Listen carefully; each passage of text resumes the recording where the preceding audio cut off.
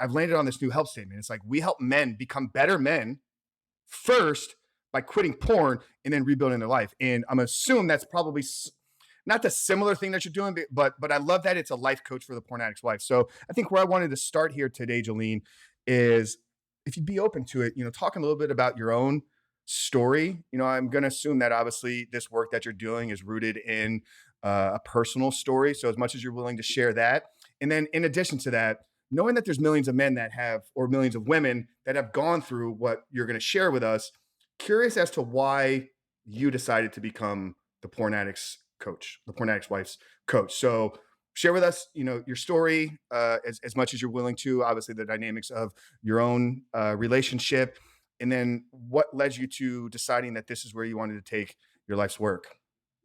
I love that. Absolutely. I am an open book. I love to share my story. So thank you so much for having me on. My name is Jolene, and I am a life coach, like you said, for the porn addict's wife because that was me. When my husband and I had been married about 6 years, he came to me one Sunday and he was like, "Hey, Jolie, I just need to talk to you for a sec." And I was like, "Sure." So I think I was either pregnant with my third or we already had 3 kids at the time. And he said, "Hey, I just want you to know that I am addicted to porn and I'm taking care of it. I don't need help and I don't want to talk about it." And I had no idea. So, a lot of women that I've talked to since then, when they find out about their husband's addiction or porn use, or if he tells them, all of a sudden it makes sense. They're like, "Oh, there's all these signs that make so much sense. It answers these questions." I had no idea. So, either I'm super gullible or naive, or he hit it really well, or both. But I had no idea. And he continued to struggle with relapses over the next couple of years. And as I worked through that, all of the emotions and thoughts that came with that, struggling with being intimate with him and trusting him, and everything that came up that I wasn't expecting, as I started to work through that and really understand how much I could change my response and my reaction, the more I came to realize that it's not something everybody knows how to do, right? The more that I realized, okay, I can work on myself and I can't control him, and here's what I can do, and I can work through my thoughts and my feelings, and I can heal from this independently of him. I realized that I needed to go help other women do that, because most women in our society, we talk a lot about the addict. Now, whether you call it an addiction or a compulsive behavior or whatever you call it, or a habit, when you're talking about pornography and especially with addiction, our society says, "Oh, well, the addict is the one that needs to get help," right? Because they're obviously the one with the, quote unquote problem. And that's what I saw. There were all of these resources for my husband, but there weren't a lot of resources for the spouse, for the wife, for the partner. And so I said, "All right, well, if there's not one, then I need to go be that person." And so that's when I decided to go get certified as a life coach and do all the training so that I could go help. Yeah, what year, what time frame are we kind of talking about here? Like when he first brought this to you? Okay, that's a great question. I always forget how long I've been married. Okay, so I think I've been married about 13 years now. So I've been coaching for 3 now. I've been coaching for 3 years now. Okay. So they And worked it out. when did he come to you for the first time and say, "Jolene, babe, I'm struggling with this," like that whole thing, like, "I don't need help. I'm working through it on my own." What year was that conversation? We'd been married about 5, 6 years. So that was 6 or 7 years ago? Okay, okay, so we're talking the mid 20 teens ish, so 15, Sure. 16, 15, 16 ish year. And Yes. I'm curious at the time, like I know he said that he didn't need the help, he was working through it, and that you weren't even aware. It wasn't like him admitting this to you confirmed something that you already thought was there. But I'm curious how you processed it in the moment. And I'm also curious as to where was he going to get help? Because for me, if I think back in 2015, obviously I was at a completely different point. I didn't find my own freedom until 2019. I didn't actually even start looking at the conversation until 2018. And I know for a fact that A, for one, because I wasn't around talking about it in 2015. I put 500 videos in the last two years just on YouTube. So I've seen a rise in the acceptance of the conversation. But if I think back to 2015, I don't think that was the case. I don't think that it was something that a lot of men were talking about. I think that it was still kind of, swept under the rug, a lot of people. And still back then, like a lot of people didn't actually accept it even as an addiction, which still is something that we're fighting against. So how did you process it in the moment? Did you think like, what is a porn addiction? Is it even a real thing? Did you immediately go to this is something sexual that he's caught up in? Did you look at it as another addiction? Yeah, how did you process that initially when he first came to you? That's a great question. So for me, I'll answer the other half first. But when he said that he was working on it himself, he wasn't actually doing anything. So he wasn't seeing a therapist or going to a group or anything like that. He was trying to kind of willpower himself over it. So that's what he said when he was like, "Oh, I'm working on it." That's what he meant. Um, Eventually he did go to a therapist, but he actually went for depression, not for pornography. So that was what he decided to do, and that was a little bit later. When he told me, I kind of had two responses. The first thing was that I understood it intellectually. When he said, "Okay, I have a pornography addiction," I thought, "Okay, I get that." Because having lived in the world, I was first exposed to pornography in middle school. I think kids were passing it around, and that's when I first saw it. So I understood how appealing it could be. I understood intellectually. I was like, okay, I get the physical response that comes with this. I get the desire to keep searching for it. I understood it intellectually. So part of me thought, okay, I get it. And we can totally handle this. This did not seem that was my mindset. My mindset was like, okay, we've got this. The word addiction, I use the word addiction because that's the word he used when he told me. And I didn't fixate on that. That wasn't something that really threw me. I didn't question whether it was technically an addiction or not. I just took it for face value and said, okay, no problem. Like, then what are we going to do about it? I went into like, you have fight or flight. I wanted to fight. I was like, okay, what's our plan of action? What are we going to do? And so that was a little frustrating for me because, again, at the time I thought the solution would be for him to go do all the things. I was like, okay, you need to go see a therapist, join all the programs. Let's look up stuff for you to do, and he didn't want to do any of those. And I had a very limited knowledge, probably zero, of what to do or what was even out there as a resource. Like you said, it was not talked about as much as it is now. um and my instinct was for him to get help, so I didn't do anything. He was kind of willpowering himself through it, but I still thought like, okay, this is something we can handle. And that's what I thought. That was half of my thought. And then half of my thought was there must be something wrong with me, right? Because I did see pornography is sexual, right? Even though it's not a addiction is not about sex, right? But pornography images themselves are sexual in nature. And so my immediate frame of thought was like, I must not be sexy enough as a wife. Our sex life must be not enough. Like I should lose weight or do my hair different or whatever it is.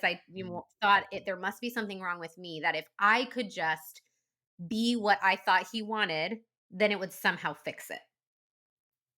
Yeah, wow. There's no 100%. There's so much for us to unpack there. I definitely want to get to that piece.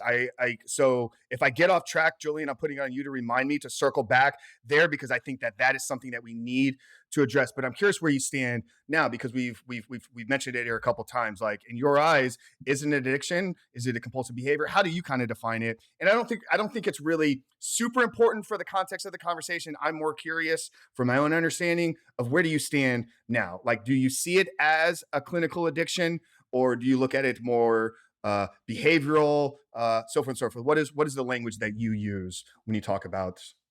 I typically use the word addiction. Like that's what I call myself, the porn addict's wife. I have seen, absolutely, I think it can be an addiction. I don't think every man that looks at porn is addicted to it. So I just use the word addiction. Typically I don't split hairs over it because my clients, when they come to me, these women, their husbands will call it whatever it is. And I've and I've worked with a lot of clients and some men that, that even that sometimes using a certain word will kind of make it more powerful than it is. So for some men, I feel like it's not helpful for them to call it an addiction, because then they define themselves that way. Like then they see themselves as an addict that will never be able to get over it, right? Once an addict, always an addict. And if they have that mindset, then they're never going to be able to have the hope that enables them to work on it and conquer it. So for me, if it's fine for you to call it an addiction, great. I don't care. If you call it a compulsive behavior, that's also fine. Either way, it's something, if you don't want it in your life, we're going to have to face and work on. So for me, I think some men absolutely are addicted. My husband considers himself addicted. He was, and and so that I just typically use with whatever my clients come to me with. Does Yeah, that make no, sense? no, Does that answer no, your no, question? 100%. That's great. I mean, I fall into the camp of it's an addiction. I've been Yeah. fortunate to have some of the most brilliant people in the world that work on this and study this at a clinical level here on the show. Just a couple weeks ago, I had Dr. Anna Lemke, who's the Stanford medical director of addiction at Stanford University, and she spent the last 30 years studying porn, sex addiction, and wrote the book Dopamine Nation. And the definition clinically of addiction is it's a repeated behavior that has a negative effects that the person will continue to do. And I'm kind of butchering that, but I agree. No, does every person that look at porn become an addict? No, just like every person that consumes alcohol doesn't become an alcoholic. Every person that does drugs doesn't become a drug addict. But the people that I work with, the people that I help, are addicted. And it doesn't mean that they're bad. And actually, I'm glad that you mentioned that a lot of people look at as once an addict, always an addict. I don't see addiction that way, and that's why our entire curriculum and course is centered around taking the man through an identity change. And I believe that the only way to overcome your addiction is to become the man that is no longer addicted to porn, and that's the identity change that needs to take place. And it's got to start with a belief system in and of yourself first. Work with women that are fighting and struggling through their husband's porn addiction, whether or not the men are doing anything about it. And that's what I love so much, because you're empowering women to make changes in their life. This is probably not something you have a clear data point on, but in your opinion, how many women out there are aware of their husband's porn addiction, but they're not talking about it with them? Like they're kind of keeping it a secret. The majority. I would say, I don't know. I would say, as far as I know, maybe you know more statistics on this than I do, but from what I've gathered, it's about 50% of men, of Christian men, who are struggling with pornography. Now, of those, I don't know how many of them have let their wives know. Um, so I'm unclear on that portion of it. Um, of the women who do know about it, very, very few talk about it. It's one of the biggest problems that I run into with these women, um, is that they don't talk about it. Their husband doesn't want to talk, even if they know about the problem. Their husband doesn't want to talk about it because of all the shame that it brings up, right? And it's very difficult because it brings up a lot of emotion in the wife, and they don't know how to deal with that. And then they also don't talk about it, even if they're working with a professional. It's not something they talk to family members or friends about, again, because of the shame. A lot of the women have this thought that they don't want anybody to think badly of their spouse. They don't want their moms or their best friend to think badly of their husband. And so they just kind of stay silent, which is a huge problem, because then it just perpetuates whatever emotional stuckness. Is that a word? That's not a word, but like they stay stuck emotionally because they're not actually dealing with any of it. And they're also very, very isolated, which they don't realize is also part of the reason why they're not moving forward. Yeah, I would agree. I think it's right around 50% of Christian men. I want to stay on this topic here with the women that know and aren't talking about it. I've shared this a couple of times through my story. So I had an ex move in with me. It was the end of 2016. So this is before I really started on this path and journey that I was on. I was caught up in the addiction at this time in my life. It hadn't gotten to its worst point because that came in 2018. But I remember at the end of the relationship with this person, she had told me the minute she moved into the house, she felt change in me. And I can understand why that was happening, because somebody was intruding now into my personal space. So when a woman is aware of the behavior, but not talking through it with the husband, what is that doing in terms of tension in the relationship, in terms of the way that she sees the husband? Let's kind of talk through that a little bit if we can. Absolutely, absolutely. I love that you brought this up. So that is a huge problem, and I'll speak from my own experience as well. So my husband, when he came and talked to me, he confessed we'd been married about 5 or 6 years. When he came and he said, "Hey, P.S. I've been secretly addicted to porn this whole time," and then he followed it up with, "I don't need help. I'm going to overcome this on my own. I'm working through it, and I don't want to talk about it." And I was like, "Okay." I didn't really know where to go from there. So we weren't talking about it. So what that led to was a lot of it can lead to 2 things. One, I think you hit on that tension was super, super good, because it created a tension. I was like, "Okay, there's this thing that I'm concerned about, but I'm not allowed to talk to my husband about it." So, like, every 6 months or so, I would just kind of vaguely say, "Are you okay?" Then he would say, like, "Yes," or "No," or "I'm not doing great," and that was it.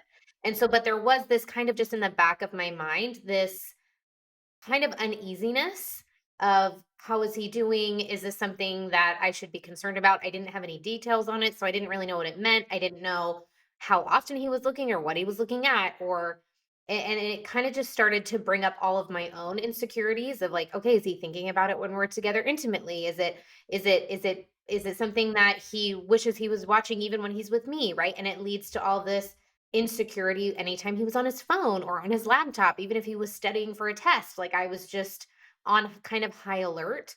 And it was just kind of a tension, very uneasy. And it made me want to pull back and not be vulnerable with him because I felt like he wasn't being as vulnerable with me, right? He just kind of like, hey, here's the thing that I'm struggling with. And kind of letting me in that way, but also excluding me by saying, I don't want to talk about it. We're not going to discuss this. So there is that tension, which is what I went to.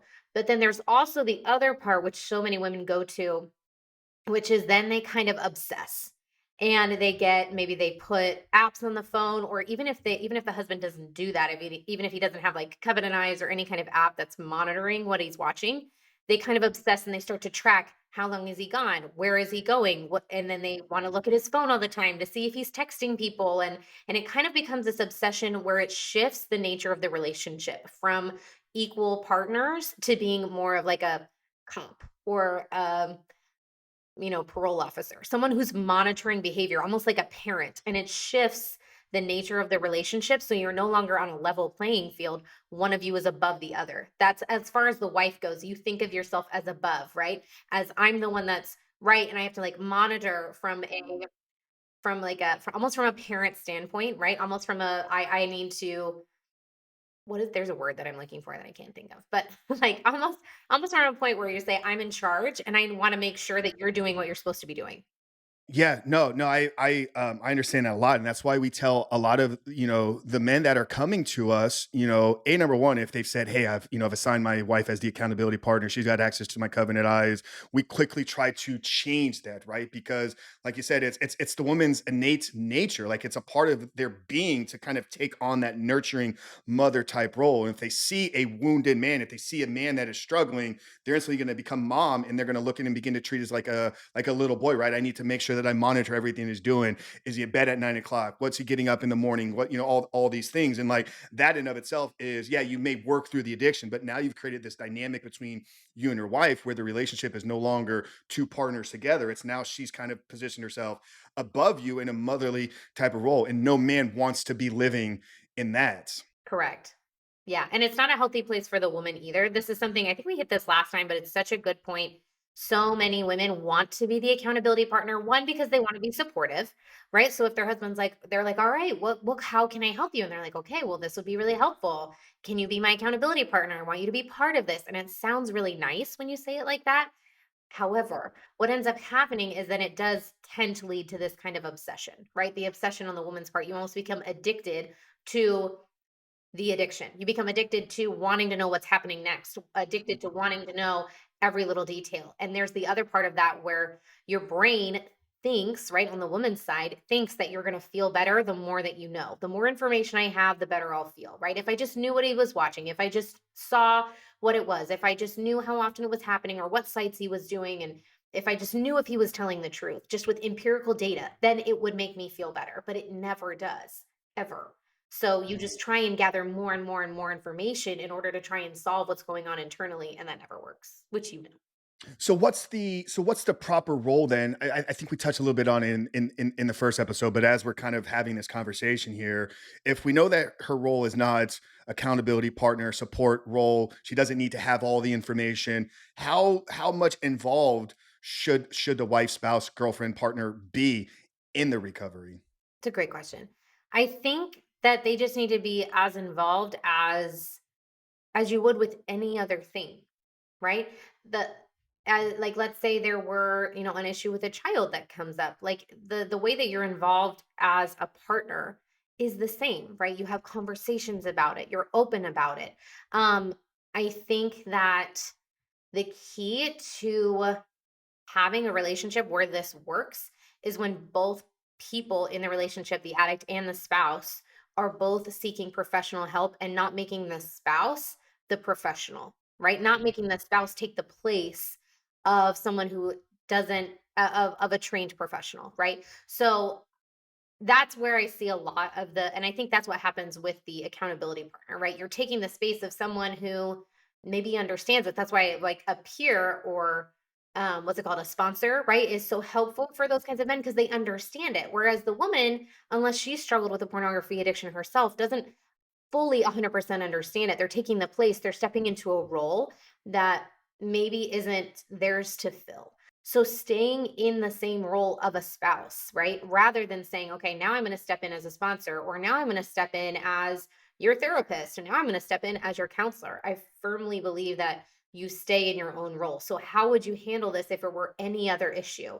If you were having a problem at work, how would you talk about it? And that's how you deal with it. So I'm curious with you if we can maybe talk a little bit about like the journey that you take women through. So what is it that they're coming to you for? What is your goal, desired outcome with them through the course of whether it's a course or coaching program, time frame? Like what are you actually looking to achieve with these women? Because for me, we're very clear. Like we help the men become better men by quitting porn, rebuilding a life, and stepping into life that they were created to live. So there's an element of faith rooted in it. There's an element of stepping into a bigger calling and purpose for your life. Our logo is a phoenix inside of a lion's head. So we take them through a death and resurrection, killing off of their old self, and then releasing them back out into the wild or into the world as a man that is ready to conquer and take claim in his life. So for you, what does that journey process look like with the wives? I love this. Okay, so my whole goal with the women is to help them learn that they can move forward independent of what their husband is doing. So much of the resources, so many of the resources that are out there for women right now are all, have you heard of, the term betrayal trauma? That is a term I do not like because what I have found is it very often keeps women the victim. It kind of makes you stay in almost a victim mentality where you have a villain. He's this terrible person, or he did something that was so bad, which is very comforting and validating to stay in that mindset.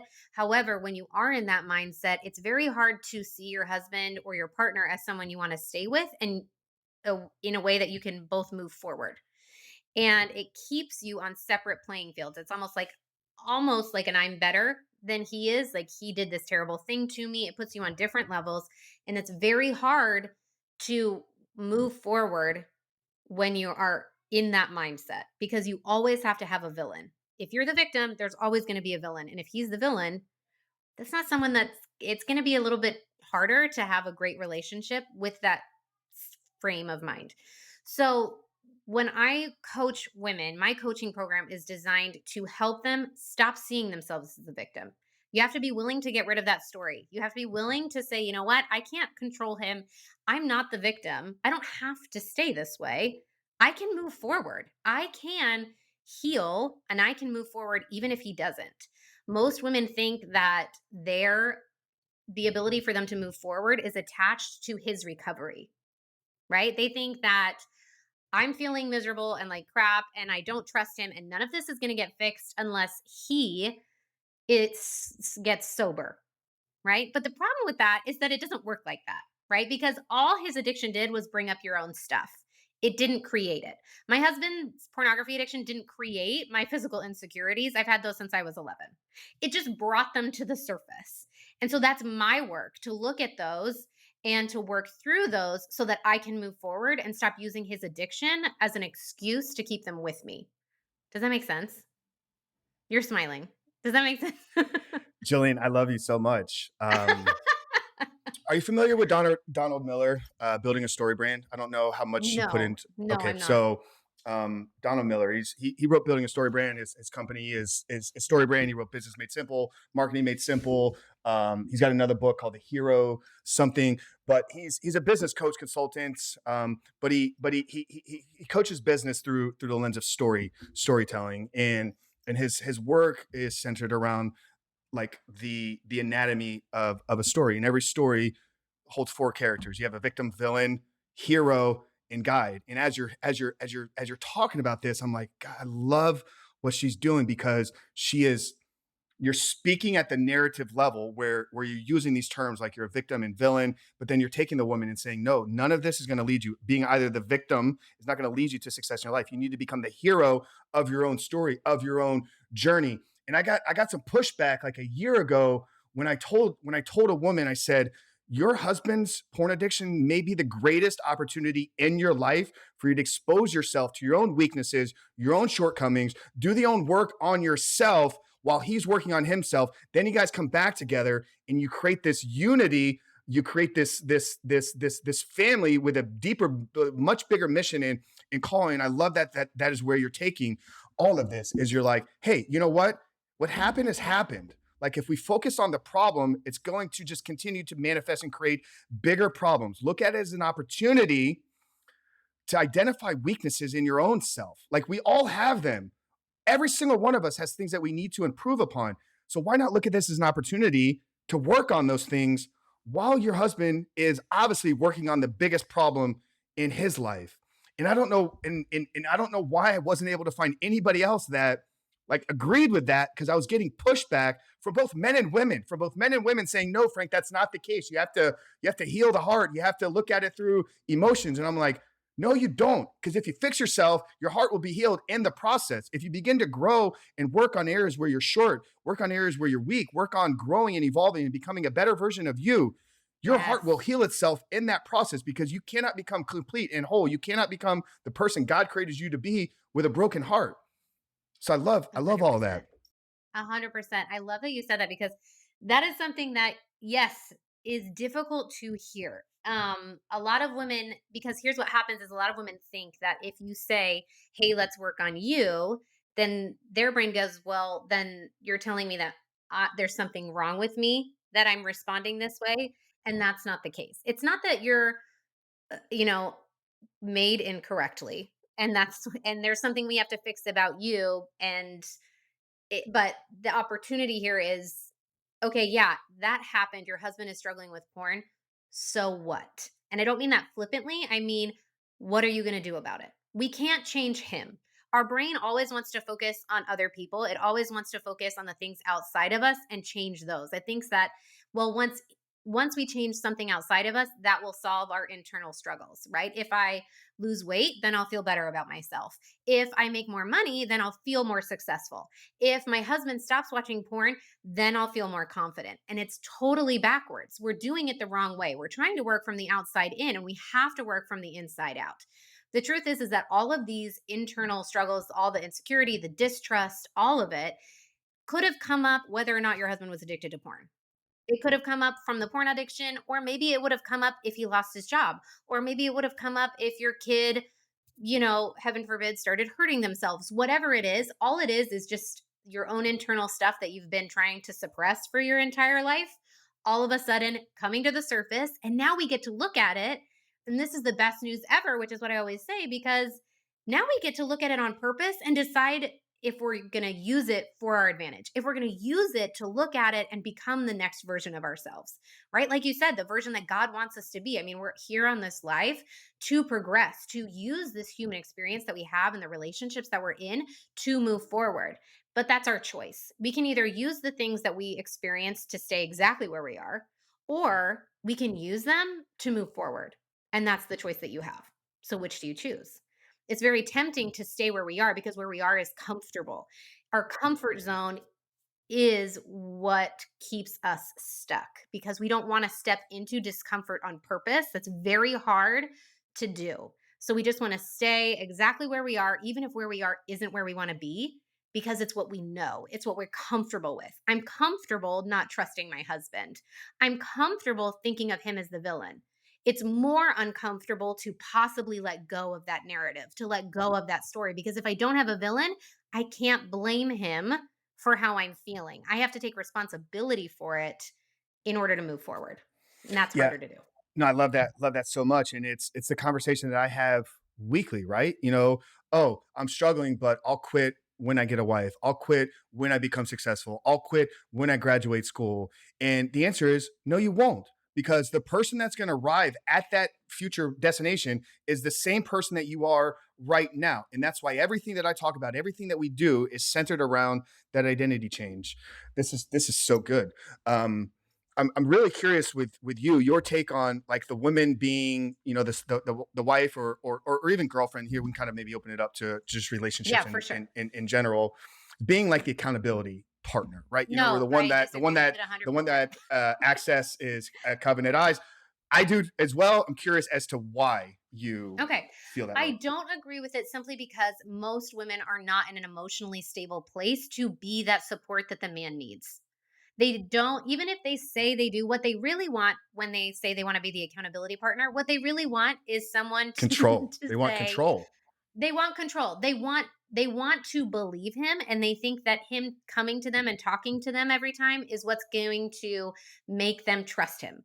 That's what's going to make me trust you is if you come and tell me every time. That's what's going to make me feel better. But it's all a false sense of control, and most women are not emotionally I don't know if the stable is the right word, but healthy, or have the tools to handle what comes up for them when their boyfriend, spouse, whoever it is, comes and says, "Hey, I slipped up today," or "Hey, I was." Even if they didn't slip up, even if they didn't watch it, even if he said, "Hey, I was triggered," that brings up a whole slew of thoughts and emotions in the woman that she probably isn't able to really deal with in a healthy way. And she might be able to shove it down and pretend like it's great for a little while, but it's going to come back later.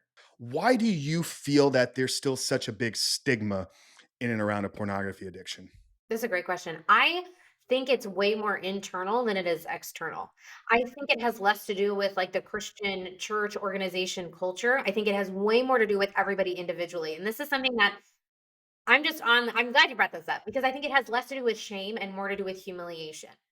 And I know you're videoing this, and I'm gonna pull out my board that I just wrote this on yesterday because, anyways, anybody who's watching this can look at it. Okay, so this is the shame cycle, which I'm sure your men are familiar with, right? But the shame cycle is very similar. There's a flip side to shame, and it's humiliation. Shame is when you take your own actions and you make them mean something about you.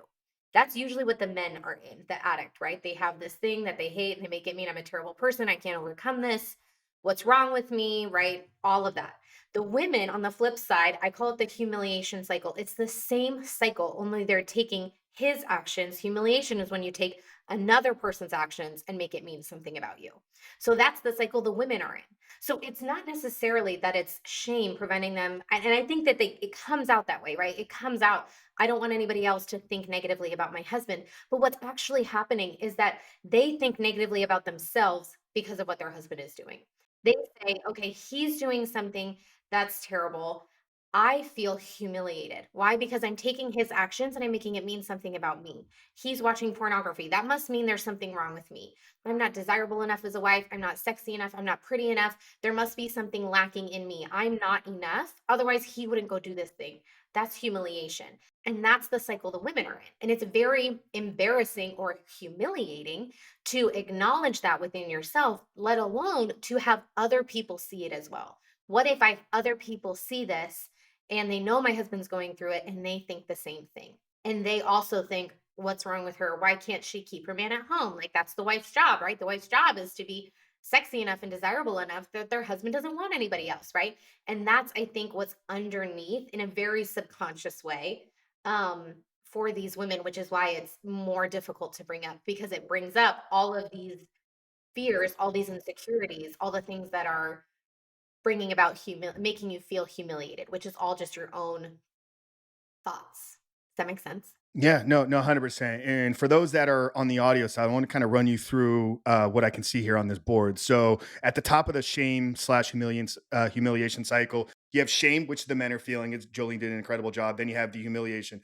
That then leads us to isolation, right? We feel shameful or we're humiliated about what's going on in our life, so we become isolated because we can't talk to anybody because that's just going to increase the shame and it's going to make all these feelings just kind of get to the next level. The isolation is going to lead to separation. Is that down there at the bottom? Okay, so yeah, so once you're isolated yourself, you're going to separate yourself from your relationships, from your community, from your fellowship groups, from your church groups, whatever. You're going to become to live in this separated state. That's going to lead you to a trigger now because you don't have anybody to help process things with you, process feelings, process emotions, process what's going on. So something beyond you is going to trigger you, which is going to lead you to act out again, and that's going to lead you back to the shame slash humiliation. So it becomes this cycle that every guy listening to this has probably been in before.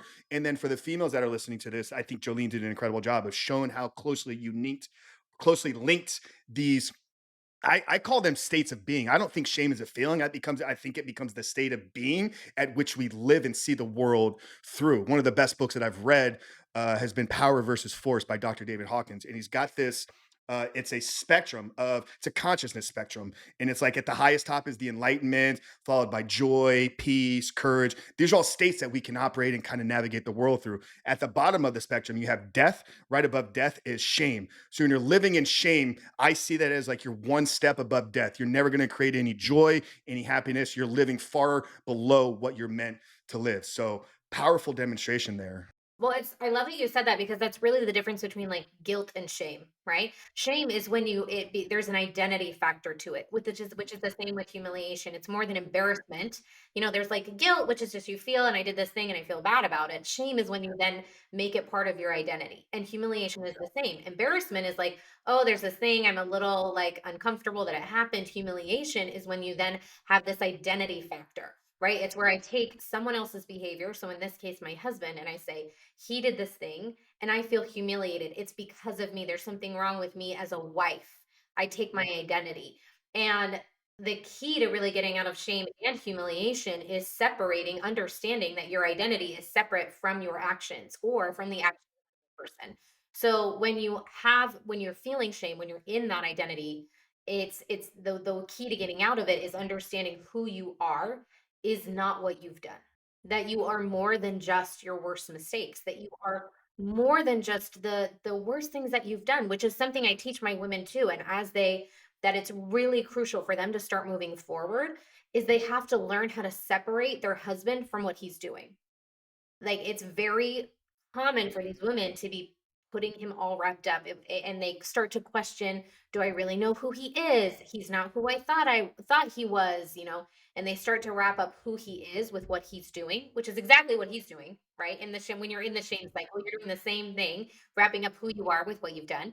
But the women do that, and so as I'm teaching them the shame cycle, and what that means, that's when we are able to start breaking them into two different things. There's your husband, and then there's what he's choosing to do. And they're two different things. And when you can separate that, that's when you can start to separate, okay, maybe his actions don't mean anything about him, and maybe they also don't mean anything about me.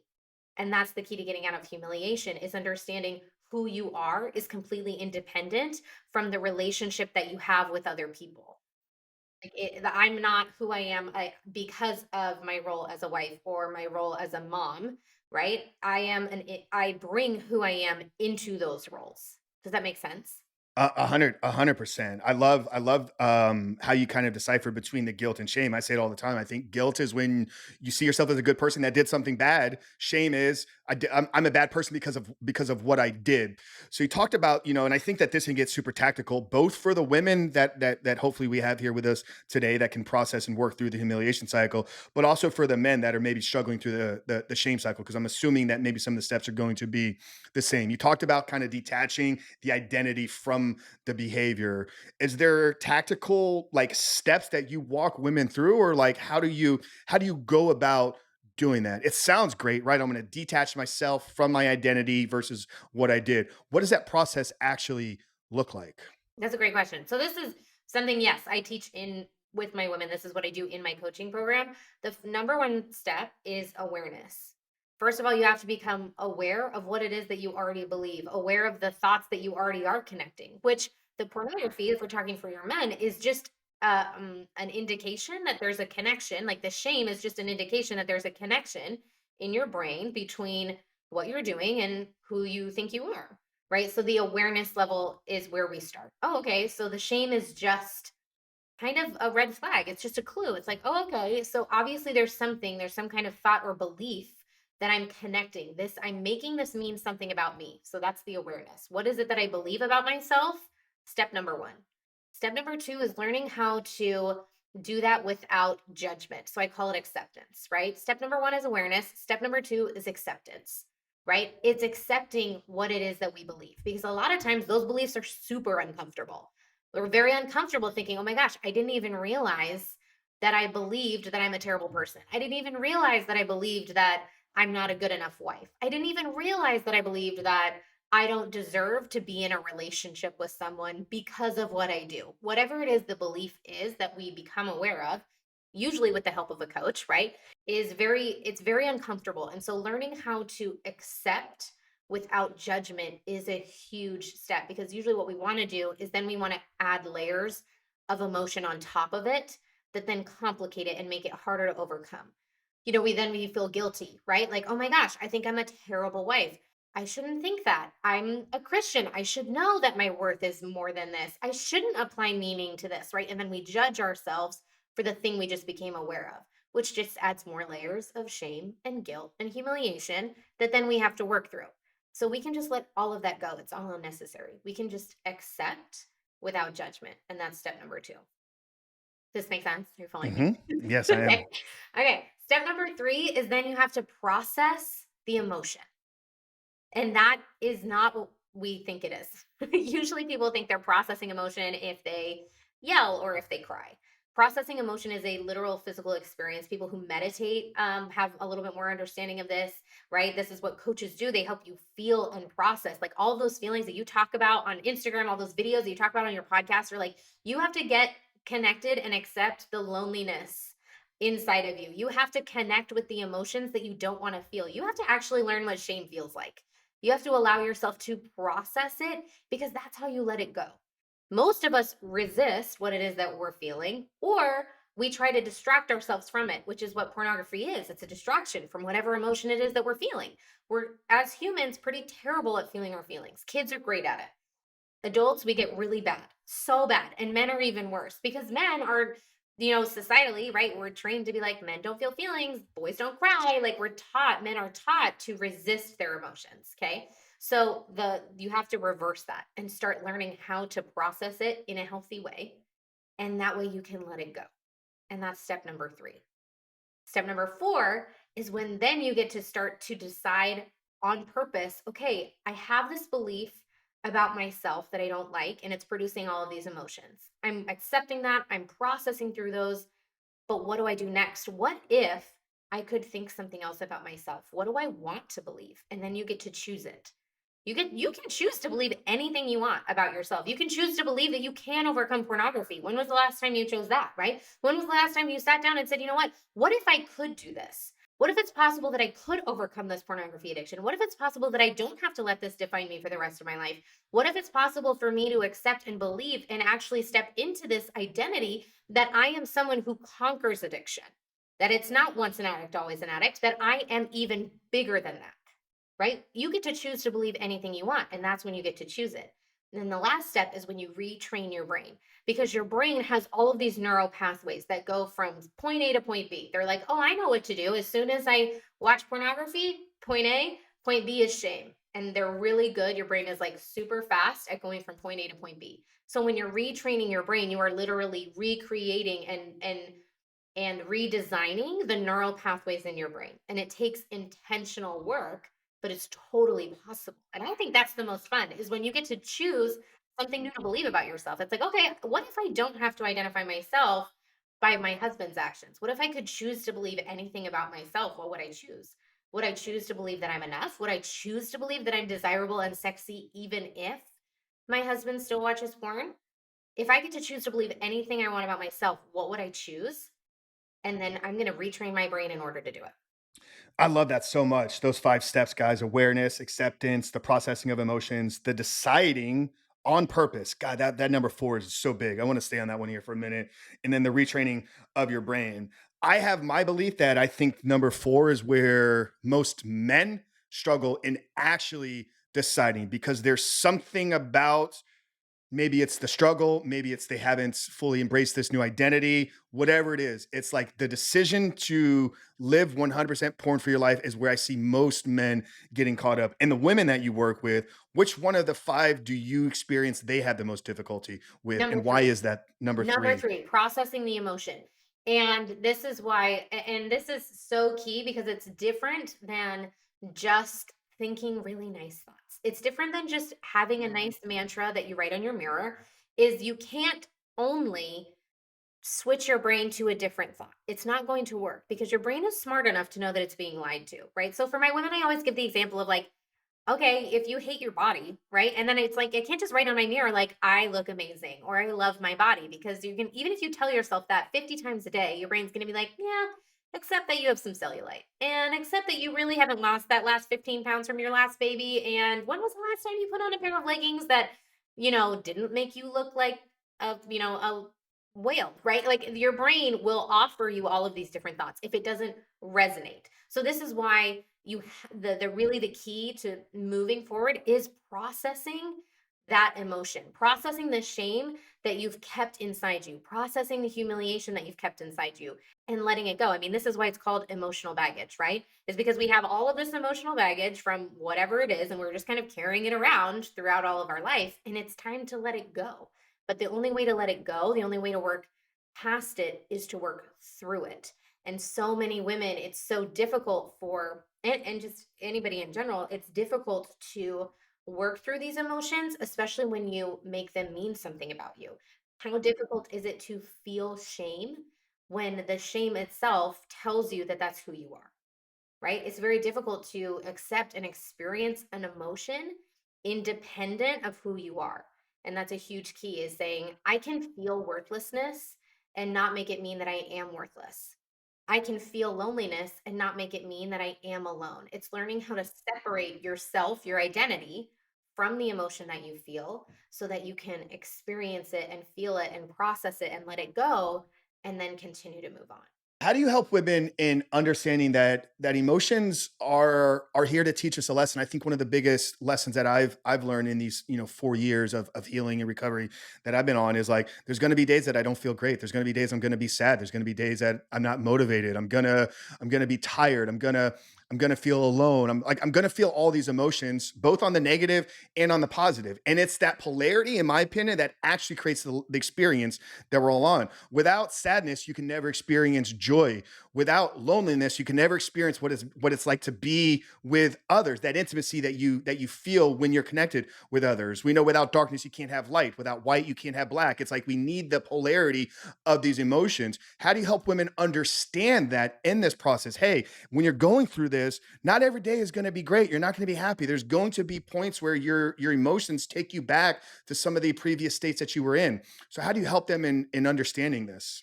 I think you hit on it, is that I do teach that it's 50-50. Life is 50-50.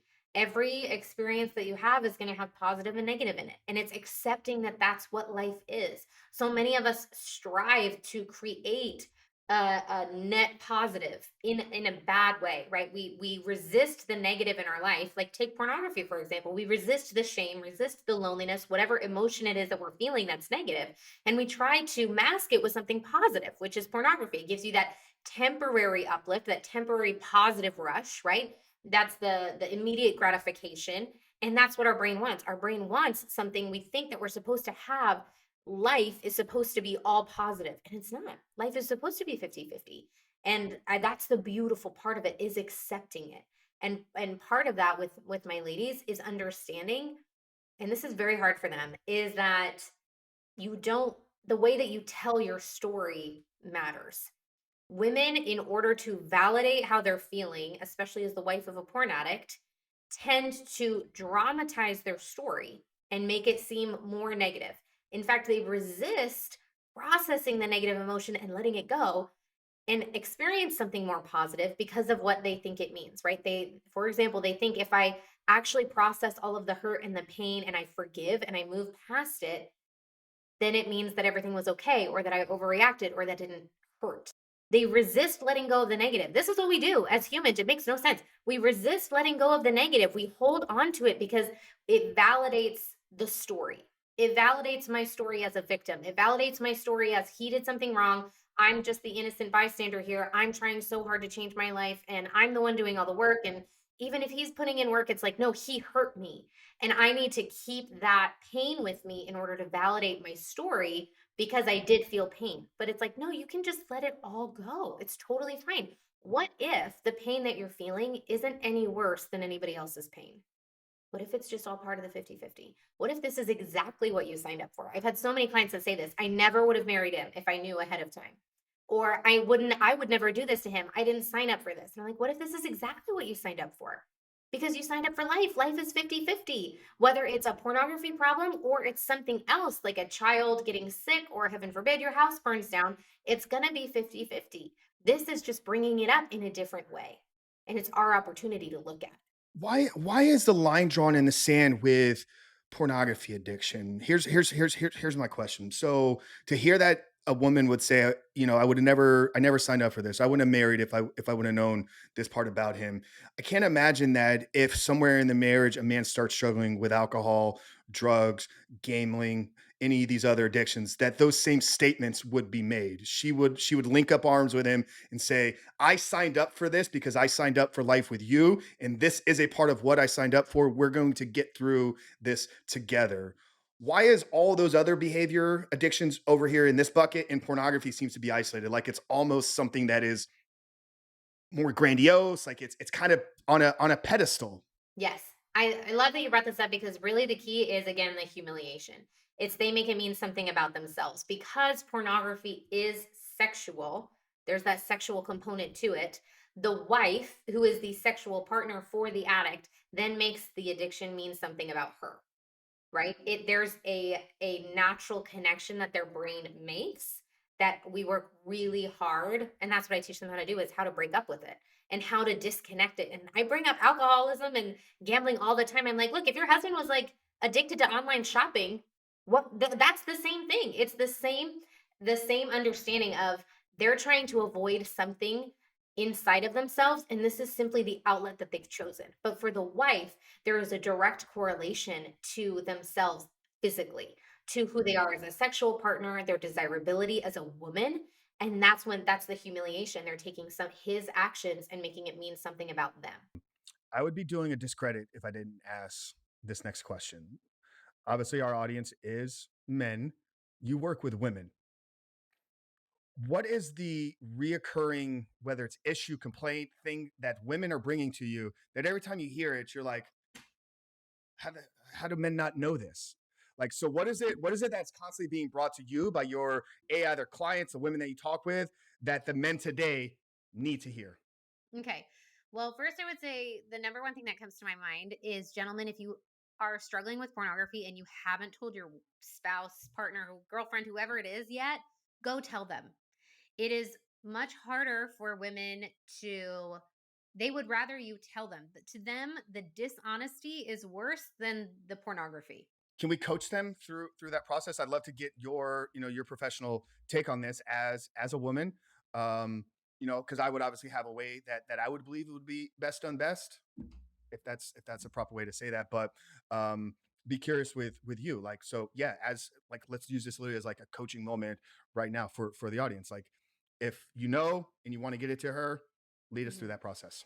Okay. Um, I've never been asked this before. This is great. I'm just thinking on the fly. So, one thing that I would say could help sometimes is if you feel comfortable to do so, if you know she'll need like a best friend, right? Whether that person is there for the conversation, I don't think has to be there. But if you want to tell her mom or her dad or her best friend ahead of time, and say, hey, I'm struggling with this. I'm going to talk to her about it, but I know she's going to need someone. And it's not going to be, she's not going to want to talk to me. And so just having someone there, and that you know your girl best, right? So maybe she doesn't want to talk to anybody, but I think she would. And then my second piece of advice is to be okay with her having a lot of different emotions, because the way she's going to react, I can't predict. She might get angry. She might burst into tears. She might yell at you. It doesn't mean anything. A lot of gentlemen are going to come. It's tempting to get very defensive.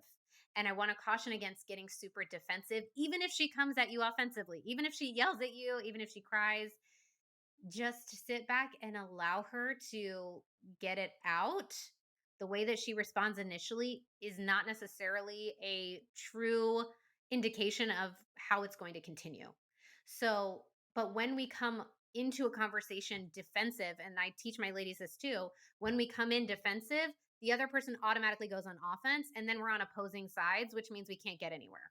So remembering that you're on the same team is a great way to start, and just relax against your natural inclination to defend yourself. It's okay.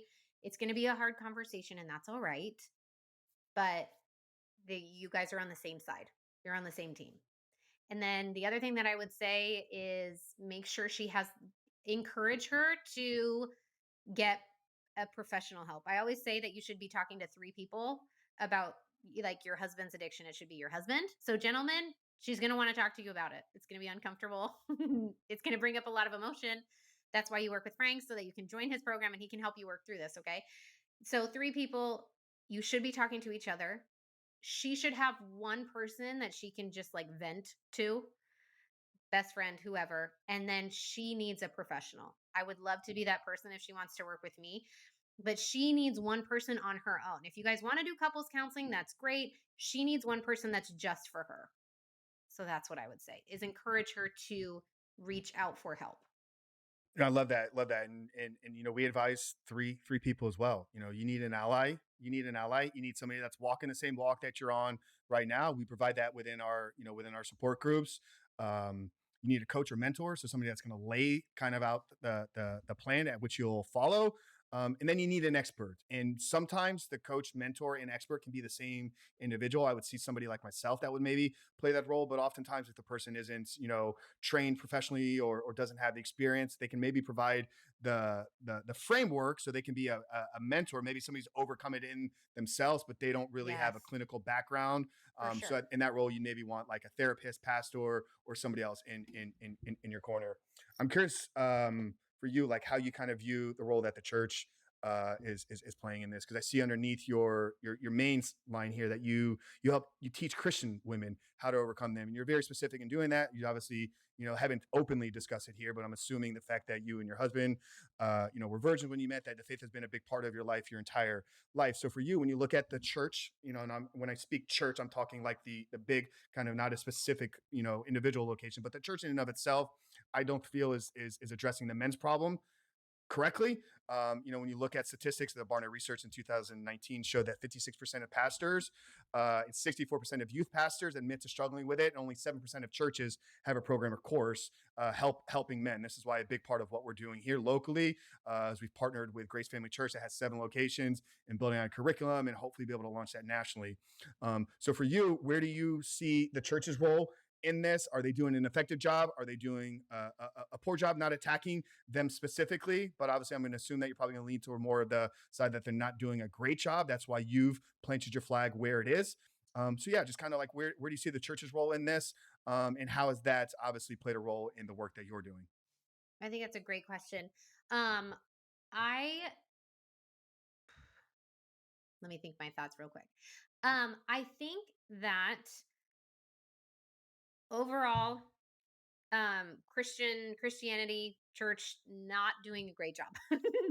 In that, I think they're trying, but I think that the church, the leadership of the church, right, the pastors, the preachers, the ones who are trying to lead their flock, right, we're all flawed humans, and these are people who are doing their very best but probably don't have the um training to handle this very well.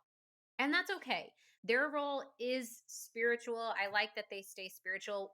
I um my specific branch of Christianity is I'm LDS or Mormon. I don't know if you've ever heard of that.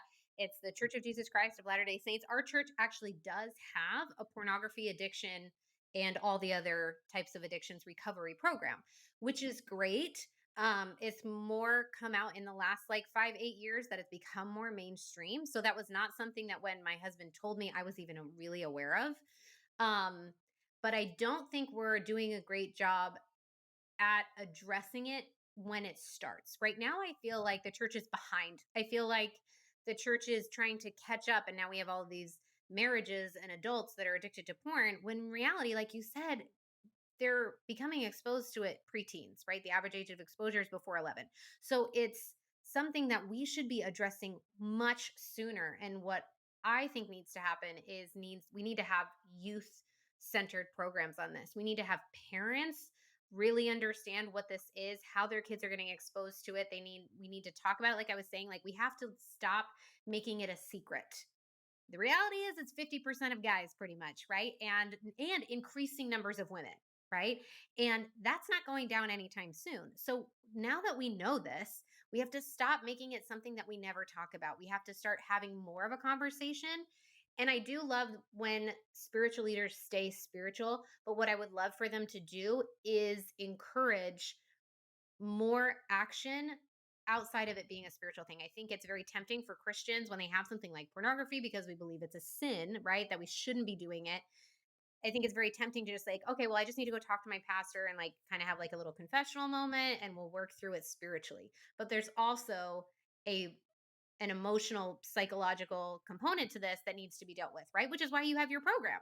And I think the church needs to be better at saying, okay, I'm going to help you with the spiritual side of this and we're going to get right with God, but like you also need this other part. And that's what I feel like we're kind of missing. We know that the male and female brain is radically different. How our brain responds visually is kind of the same way that a woman's brain is going to respond visually, kind of to literature. I don't know if you're familiar with the book Dopamine Nation by Dr. Anna Lemke. Anna's the head of addiction at Stanford Research. 25 plus years, both as a clinician, working as a psychiatrist in addiction recovery, sex, gambling, pornography, all these. And then she's also done a lot of research there as well. Well, she opens up her book, Dopamine Nation, where she's talking about how the brain gets addicted, the process to overcoming this, dopamine detox. She opens it up with her own personal story of struggling with a Twilight addiction. So, female pornography is kind of the erotica type novels. The women that you're working with, do you bring that up at all with them?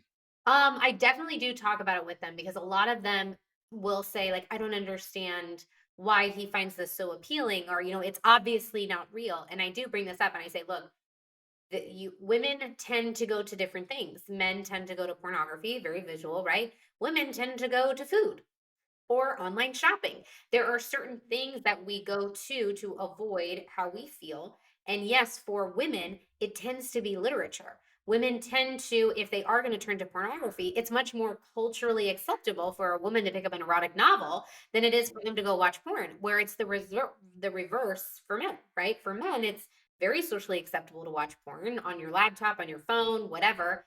And it's less common for them to go into erotica in literature. Like if you go into a bookstore, there is an entire section for romance and it's like half naked people on the covers and it's all designed to be in this envelope of love stories and it's got all the scenes in it that are just written down instead of watched on a film.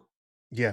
Have you ever had a woman then where you begin to talk about this with them and it then clicks in their head, oh, now I understand why he is struggling? Not necessarily for the literature itself. I once they understand what is driving the pornography, the desire of the urge, right? Once they understand that it's a feeling that he doesn't want to feel, and then he is going toward that to avoid it, right? Loneliness, worthlessness, boredom, curiosity, right? And then I describe it in a different way. What do you do when you're bored, right? You scroll social media, right? Or if I say things like, okay, is there something in your life that you feel like you do? And it's like, well, I drink too much Diet Coke. Right? It's like, okay, well, whatever it is that they do, when they're able to click with, oh, there is something in my life that I'm doing in order to avoid my feeling, maybe that's just what he's doing, that's when it clicks. Yeah, no, that's great. Jolene, this has been incredible. Like understanding the mindset, why we're struggling with some of these things, the shame, humiliation cycle. That was powerful, guys. Make sure to go back and re-listen. Watch that if you're not on the YouTube. Make sure to head over to YouTube to catch that real visual example there.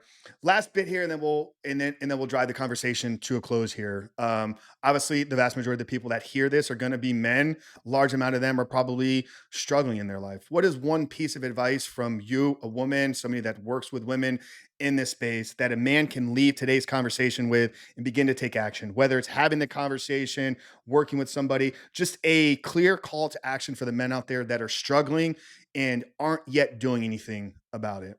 The first thing that I would say, and I actually went back and watched our last conversation, and what I said last time was that women struggle more with you being dishonest, with withholding the information than they actually do with the pornography. So I'm going to reiterate that because that is the number one thing. It was me for 100% across the board. Every woman I've ever talked to, it's harder for them that you didn't say anything than the pornography itself. They feel like the pornography they can work through, they can get through this, that we can do. It's harder when you're not talking to them about it, when you haven't said anything. And I understand all the reasons why you're not. It's hard. It's hard to even admit to yourself, let alone admit to the one person that you love and you know that they're going to feel bad about it, right?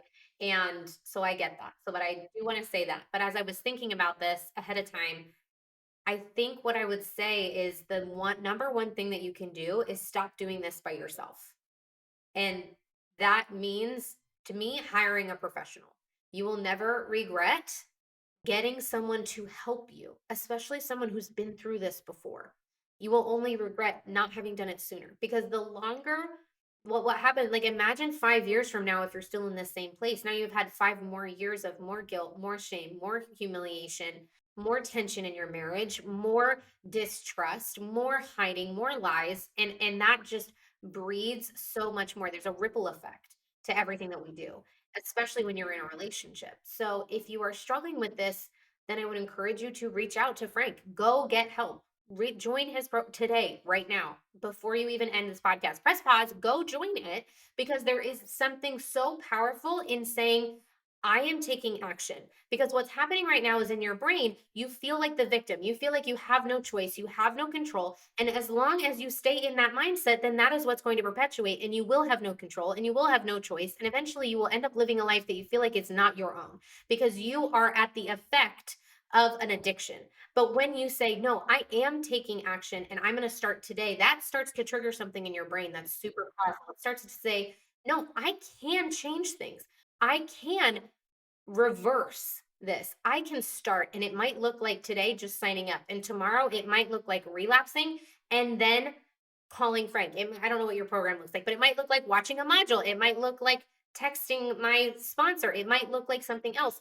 But it's taking that action and being in control that starts to train your brain and say, I do have control over what happens next. This is my life. I get to choose. And that is what I would say is take action.